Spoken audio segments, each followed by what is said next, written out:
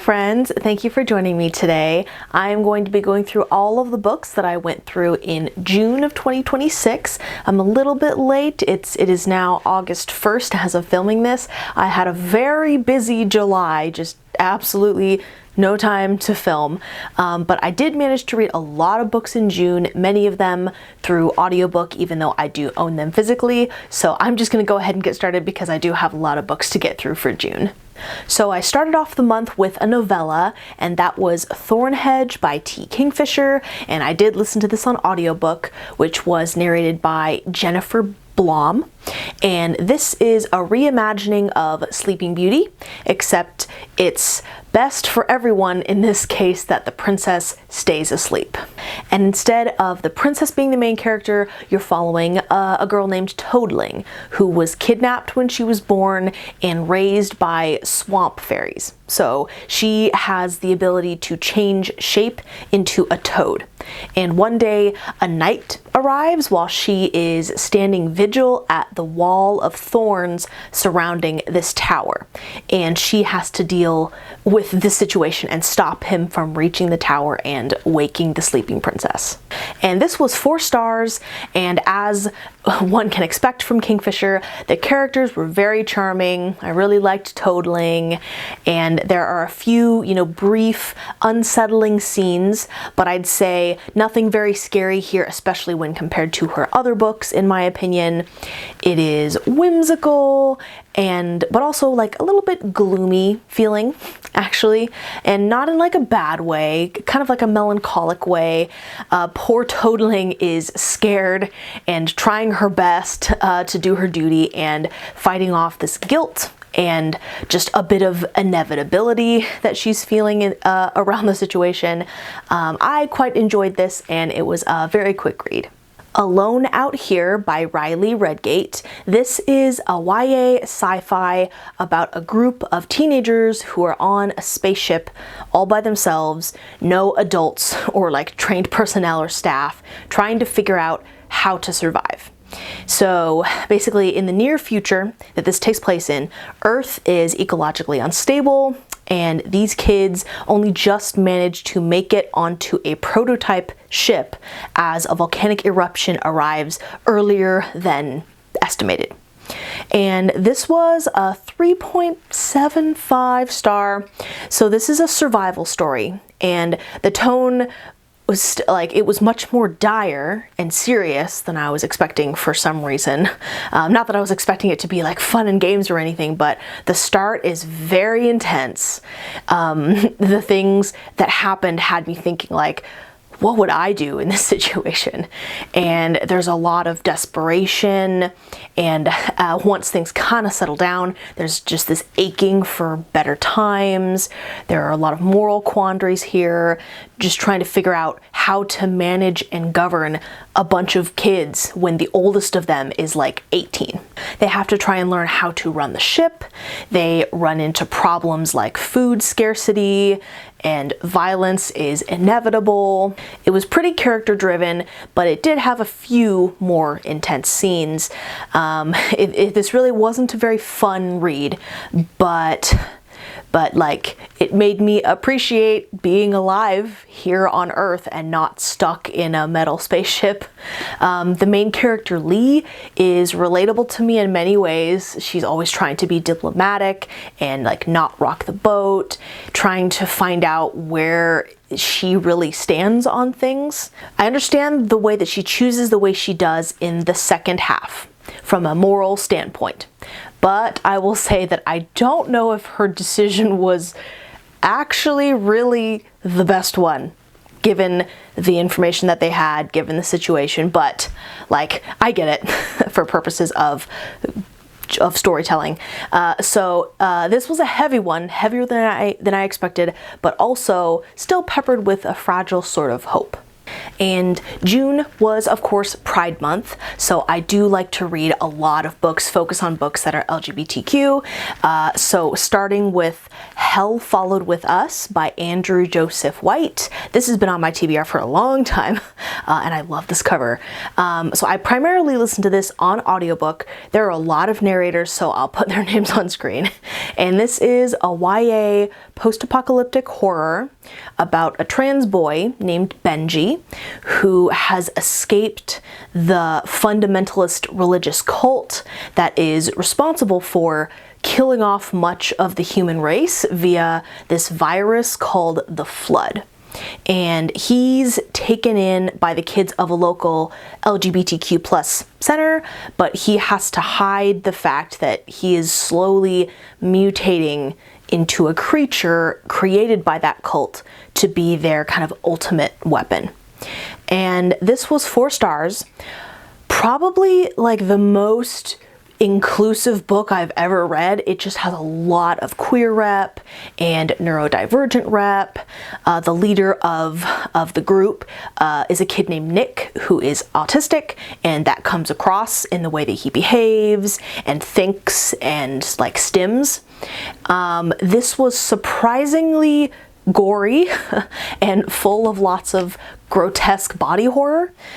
It's a book full of anger and fear, but also of just survival and acceptance. Lots of, religious abuse and trauma. I am definitely drawn to books that mix religion and horror specifically. The angel imagery was on point. The pacing wasn't always the greatest for me, and the world building is kind of only just enough to like have a setting for the story to take place in. And near the end, there's a very strange scene that happens, and I couldn't tell if it really happened or if it was like metaphysical somehow, but I do wish that was a little more clear. But overall, I think this is an important book, and I'm glad that it exists, and I hope that the queer and neurodivergent people that this is meant to find is found, and that they see themselves in it and get some kind of catharsis from it, and just know that like they are valid and can survive hell and come out, and that they're not alone. An Education in Malice by S.T. Gibson. This is a follow-up to her book, A Dowry of Blood, which I absolutely loved, 5 stars, but this features all different characters, a different time period. It's essentially a whole separate story, not really connected, and it takes place in the 1960s at a women's college. And you're following a freshman named Laura who wants to study poetry. And she gets into this exclusive class where she immediately becomes rivals with another girl named Carmilla. And they are also, while enemies, also frustratingly attracted to each other. And they're both also drawn into the confidence of their professor named Delafontaine, she's enigmatic and manipulative and definitely should not be getting so involved with 2 young college girls. And this was a 4 star. I thought it was a fun follow-up to Dowry of Blood, but it definitely isn't the same caliber of book, in my opinion. If you're wanting more of, what Dowry gave in terms of like vibes and writing, you may be underwhelmed by this. It has vampires, toxic relationships, hot lesbians, same as Dowry, but it reads much more YA to me. The writing is less lyrical, even though there are some really great and beautiful lines. And I did enjoy the rivals to lovers. They have a I hate you and I want you in equal measure.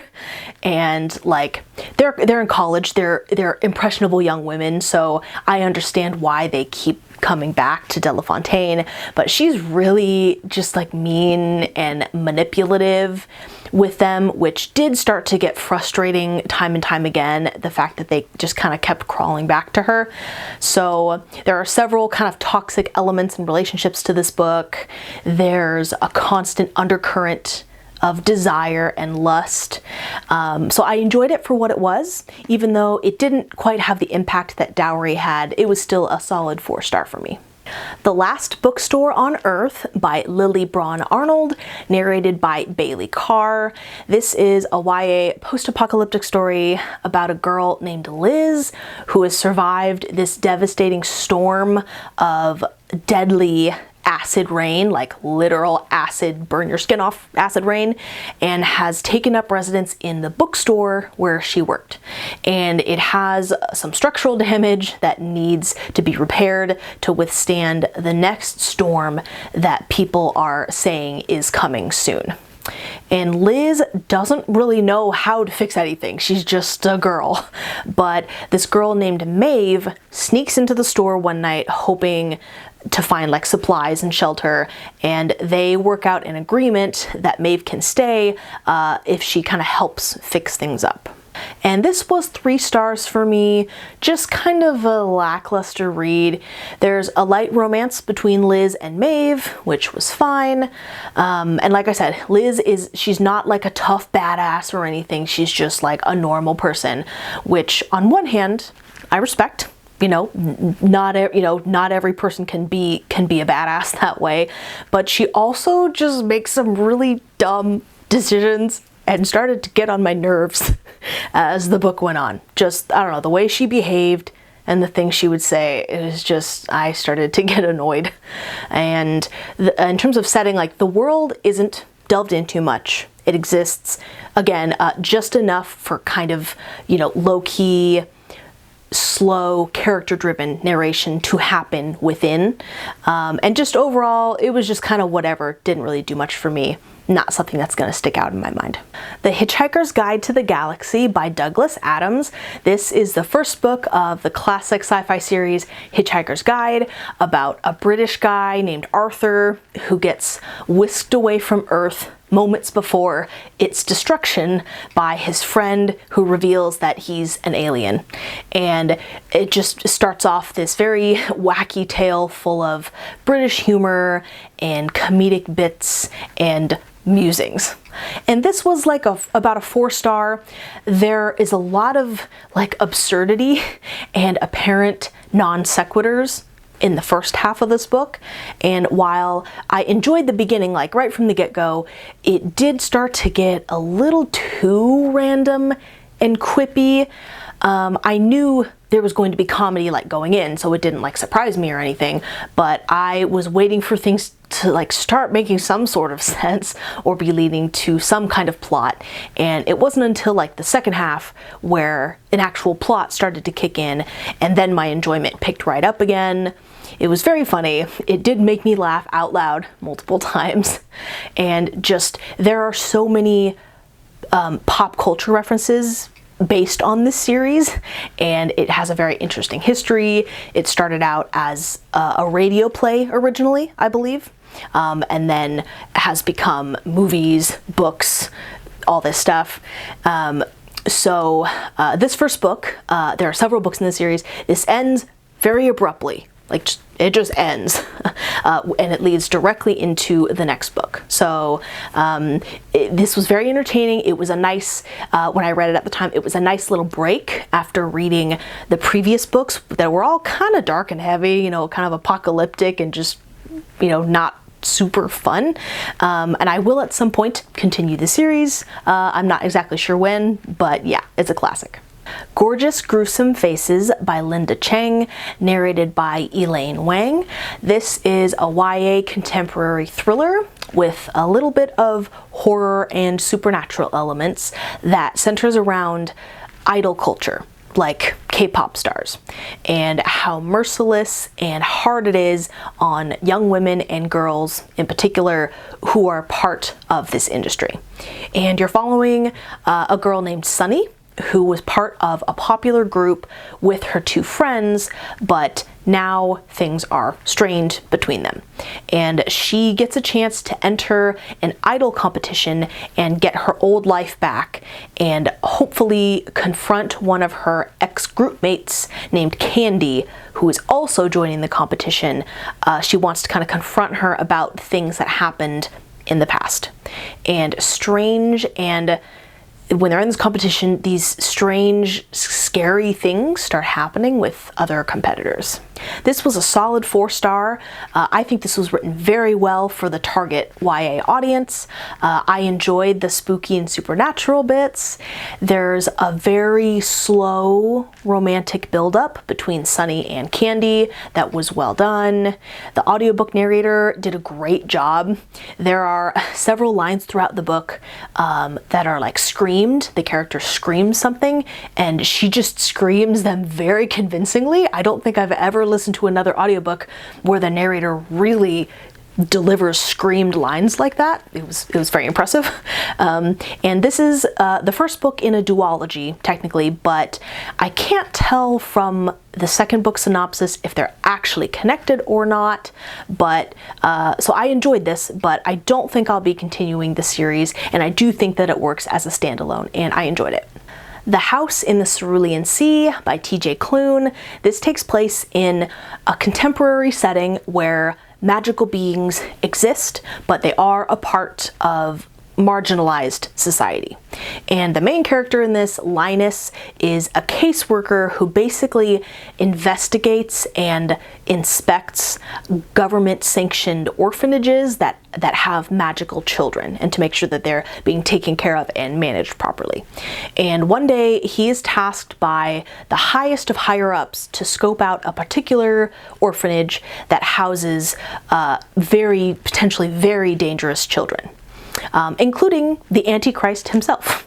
And it's all about Linus getting to know these children for who they are and not what society has just immediately judged them to be, and kind of wrestling with himself on what he really wants out of life. And this was a 3.75 star. Very cozy, no, world-ending stakes or anything. Very positive and affirming and inclusive messages. Found family, also very character-driven. It's very reminiscent of The Long Way to a Small Angry Planet by Becky Chambers, except contemporary fantasy. Very similar tone and vibes, and I did also have many of the same thoughts about both books. I absolutely agree with the messages, but I do think they were delivered in a little too sickly sweet of a way for my tastes. If you want to read something that is very kind and wholesome and gentle, then you'll love this. And I say gentle, but some of the kids are constantly making threats of violence, and it's treated as being endearing rather than not a great way to express affection, but it's kind of part of the humor of the book. But every time one of the kids was like, yeah, I'm gonna murder you and rip out your guts through your mouth, and they're just like, sure you will, and I'm just like, okay. But maybe that's just a me thing. The kids did grow on me. I don't necessarily love reading about children, but they were definitely cute. Linus is a gay man, and he and the caretaker of the orphanage have a very, very PG romance that develops. And so I totally see how people love this. It was a cute read, but it was a little too feel good, almost preachy, I guess you could call it. I do have another TJ Klune book that I found at a thrift store, but I do think I am going to get rid of it. I'm also going to get rid of this because I don't know if the tone of his books, if they're all kind of similar in that way, super feel good, saccharine almost, then I don't know if I'm really interested. The Honey Witch by Sydney Shields. I listened to the audiobook, which was narrated by Mia Hutchinson Shaw. I adore this cover. It's so cute. This is a historical fantasy romance about a girl named Marigold who has no interest in entering into society to find a husband and all the expectations, that come with that kind of life. And instead, she decides to leave all of that and study under her grandmother to become the next Honey Witch. But there's a curse put upon the Honey Witches where no one can fall in love with them. And Marigold meets a girl named Lottie, who is prickly, and doesn't, believe in magic, which kicks off Marigold doing what she can to like prove to her that magic is real, and also discovering that there's a dark threat that she has to face. And this was a 3.5 star. I thought this was cute, even if it didn't really do anything like actually revolutionary or super different. It was actually quite predictable, in my opinion. Not that that's bad. I think that the honey magic was fun, very cottagecore, and Marigold can communicate with bees, like super cute. There's a grumpy sunshine romance between her and Lottie. The narrator does a great Irish accent for certain characters, and so I would recommend perhaps going the audiobook route. It might add a layer of interest to the story versus just reading it with your eyeballs. But the curse itself, I don't know, it doesn't entirely make the most sense. It's a little bit contrived. The ending felt rushed, very rushed. The epilogue was so short. It was like half a page. It felt like an afterthought. The epilogue should have just been expanded a little bit. But there were cute moments, and I'm glad that magic, played such a big role. I love magic. So, I don't know, nothing like amazing about it, but it was an enjoyable sapphic read. And finally, the last book that I read in June is a fun summer slasher called You're Not Supposed to Die Tonight by Kalynn Bayron. And this is a YA summertime thriller slasher that takes place at a secluded lakeside spot that was the location of filming a cult classic slasher film. And in the present day, it's now the location of a full contact horror game where people can experience the scares from the movie, and the actors can push them around and physically interact with the guests for an immersive horror experience. And the main character, Charity, basically runs the experience with a few other teenagers, but some of her co-workers go missing before the final game of the season. Some strange occurrences happen around the complex, and things eventually become deadly. And this was a 3.5 star. It's not a long book, but it still took like halfway through for much to really happen. And the setup, the lead up to all of that wasn't particularly riveting, so that did make me a little bit impatient. There are a couple twists. People die, and Bayron is a black author, lots of black characters, as well as casual queer rep. And I think that this is a good one for people like kind of just dipping their toes into thrillers and slashers. And those are all the things that I read in June. It was a lot of stuff. I managed to read a lot of stuff, probably because of audiobooks. But yeah, I tried to read a lot of queer books for Pride Month, and that went really well. Went through a bunch of books that have been on my TBR for a while. So yeah, I'm gonna go ahead and basically go straight into filming my July wrap up because it is the start of August. So the timing ended up being perfect. I read a more reasonable number of books in July, kind of slowed down a little bit, and there have been some things that are taking up my time that are very long. But yeah, so thank you so much for watching. I hope you enjoyed. Yeah, let me know if you've read any of these books or if you have any favorite, books to read for Pride Month for next year, and I will see you guys in my next one.